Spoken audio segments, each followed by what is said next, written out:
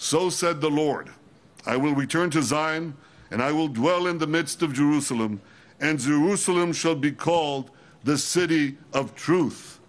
May the opening of this embassy in this city spread the truth far and wide, and may the truth advance a lasting peace between Israel and all our neighbors.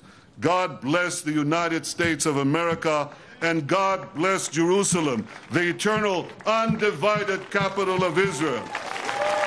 Baruch atah Adonai, Eloheinu melech haolam, שהחיינו וקיימנו והגיענו לזמן הזה. Thank you very much.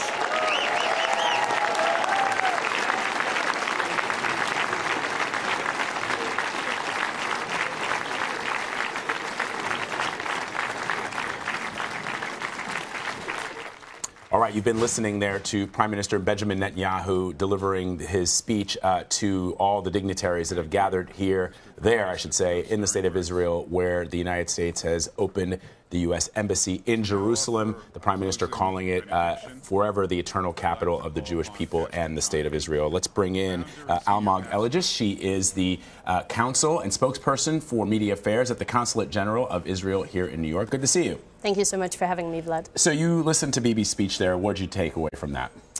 Look, Prime Minister Netanyahu said it. It's a great day for Israel. It's a great day for the U.S. And honestly, it's a great day for everyone who cherishes the Israel-U.S. relationship. And I have to say, you know, it's much more than the opening of the embassy. It's really a celebration of the bond between both of our countries. And if I may, I want to explain to you why it's so significant.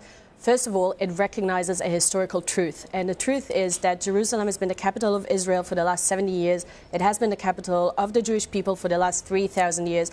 And you know the U.S. is not the only one. So Guatemala is going to open its embassy in Jerusalem on Wednesday. And Paraguay is going to open its embassy by the end of the month as well. So we're looking forward to that. So you've seen the video, though, of the Gaza Strip. You've seen the protests. There are protests outside of this compound, of this area here in Jerusalem. And the criticism is that a move like this is going to sabotage any potential for a peace process, that there's no way the United States can appear as if they are a non-biased negotiator by essentially siding with Israel and putting the embassy here in Jerusalem. What's your sort of comeback to that? So I have a few things to say about that. First of all, the violence that we see at the Gaza border has nothing to do with the embassy move. This violence started a long time ago. We've seen it in the last month, and honestly, we've seen it in the last years. So basically, you have to put a little bit of context. Hamas is a terror organization. It's been ruling the Gaza Strip since 2007. What it does is it incites the citizens. So basically, it gives them ammunition. It sends them to the border. It tells them you have to mass penetrate into Israel, and what you have to do is you have to kill Israeli civilians. And just to give you a recent example, I don't know if you've heard about Hakim Awad. Hakim Awad is an 18-year-old Palestinian. Do you know he got paid $2 million? For what? He killed an Israeli family. Parents, 3 children out of 6, one of them 2 years old, one of them 4 years old, because this is the kind of message and the message that the Palestinian Authority sends to its citizen. They brainwash them, they incite them, and they tell them, go and do it. So this has nothing to do with the embassy move. And, you know, I want to say something else. I hear a lot of claims, like you just mentioned, that the Trump administration has been very supportive of Israel, which is true. But I want us to consider a few things. When President Trump visited Israel, he also visited the Palestinian Authority, right? Then after that, you know, he also hosted Abbas in the White House. So that was the other thing he did. And since then, we've heard very problematic speech by President Mahmoud Abbas. One of them was very anti-Semitic, where he was talking about, you know, the Jewish people bringing the Holocaust onto themselves.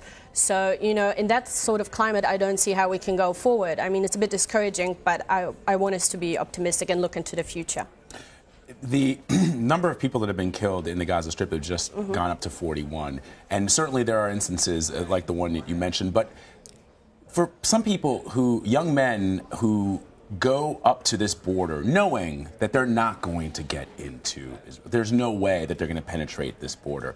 What does that say about the level of desperation that some people feel, even though, as you rightly point out, Hamas has been the one to organize these protests? Look, I want to tell you, every loss of life is a tragedy. And, you know, the frustration of the Palestinians, we can understand them. But they had an opportunity. And, Gaza. The Gaza Strip could have been Singapore. It could have flourished. But, again, Hamas took that money, by the way, a lot of Iranian money. And what they did is they, instead of building hospitals and educational institution and infrastructure, they basically took it and used it against their citizens. They take those young guys, they tell them to build terror tunnels, which are going into Israel. So, on one hand, I understand the frustration of the Palestinian population, but they have a choice, and they can always say no to violence because violence is not an option. Does the state of Israel think that Mahmoud Abbas is a viable leader for the Palestinian Authority, that he can be, at least given some of the things that you've said here, that that the Prime Minister or whoever is the Prime Minister of Israel can negotiate with Mahmoud Abbas? Look, we want to negotiate with whoever the Palestinians choose, but in this case, we have to say the truth, right? Mahmoud Abbas is 82 years old. His recent speeches were very problematic. We don't see him having enough power, having enough control.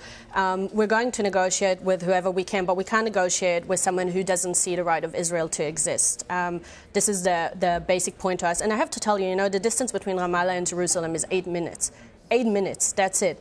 And Prime Minister Netanyahu, trust me, is willing at any moment to jump into his car and drive up and negotiate without any preconditions. That's something that Israel has always said, and we're still standing behind it. Is one of the preconditions that the capital of a two-state solution, if should that come to be, could be East Jerusalem for the Palestinians? You know, it's something that needs to be negotiated. It's one of the core issues, and that's another thing that I want to say about Trump's decision. Trump's announcement and decision, it doesn't prejudge anything. It doesn't finalize the status of the city. All it does, it's a historical recognition of a fact that we always knew. That's all it does. He's just recognizing the obvious, not more and not less. So where are we in terms of the peace process, though? Has anything occurred besides this move? I think this move is actually advancing peace for the long term because, you know, if to put it in simple words, it tells the Palestinian it's time to get real. You know, the whole world can tell the Palestinian it's time to get real. Violence is not an option. If you want to move forward, we need to talk, we need to negotiate. So I think that's a first step. Of course, we're still waiting on the American plan. We still haven't seen the American peace plan. But, you know, of course, Israel is willing to negotiate, and we understand that for peace you need to compromise. We understand that. Israel knows that. We need to negotiate, and hopefully we can have a dialogue with the Palestinians. What do you make of the president not coming and the vice president not coming, but sending Jared and his daughter? I think Israelis were very touched by having Jared Kushner and Ivanka Trump. They're very welcome there. And we had, of course, Treasury Secretary Mnuchin and also the Deputy Secretary Sullivan. And I think the Israelis are touched anyways by their presence. All right.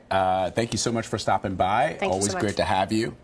Thank you. We will be talking to you, I'm sure, in the days and weeks ahead as things continue to develop over in Israel and in the West Bank.